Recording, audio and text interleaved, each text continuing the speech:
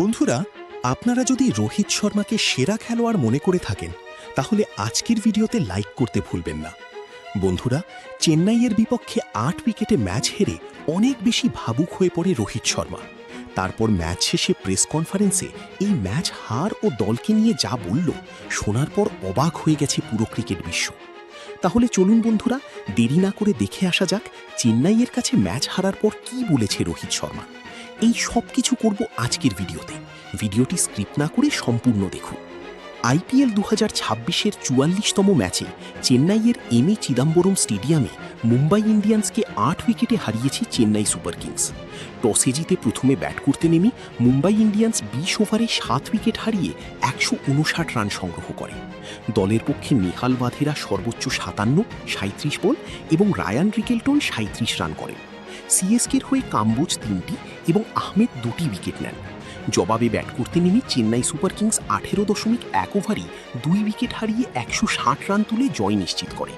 অধিনায়ক ঋতুরাজ গায়কোয়াড় ৪৭ বলে ৬৭ রান এবং ইম্প্যাক্ট প্লেয়ার হিসেবে নামা কি শর্মা ৪০ বলে ৫৪ রান করে অপরাজিত থাকেন।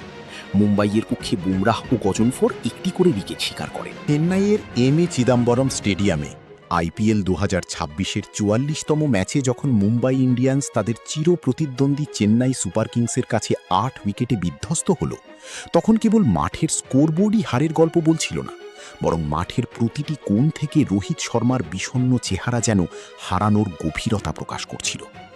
ম্যাচ শেষে রোহিত শর্মার প্রতিক্রিয়া শোনার জন্য পুরো ক্রিকেট বিশ্ব অধীর আগ্রহে অপেক্ষা করছিল।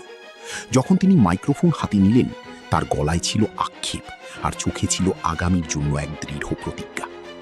রোহিত শর্মা প্রথমেই মুম্বাইয়ের ব্যাটিং ব্যর্থতার দিকে আঙুল তোলেন। তিনি বলেন, টসে জিতে আমরা যখন আগে ব্যাটিং করার সিদ্ধান্ত নিয়েছিলাম, আমাদের লক্ষ্য ছিল কমপক্ষে ১৮০ থেকে ১৯০ রানের একটি স্কোর দাঁড় করানো। নেহাল ওয়াধেরা ৫৭ এবং রায়ান রিকেলটন দুর্দান্ত শুরু দিলেও মিডিল অর্ডারে আমরা ছন্দ হারিয়ে ফেলি। ২০ ওভারে ১৫৯ রান এই পিচে মোটেও জয়ের মতো পুঁজি ছিল না।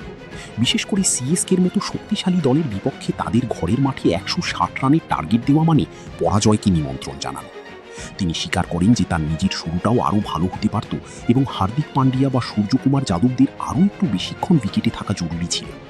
চেন্নাইয়ের জয় নিয়ে রোহিত বলেন, ঋতুরাজ গায়কোয়াড় এবং কি শর্মা যেভাবে ব্যাট করেছে তা সত্যিই প্রশংসার যোগ্য।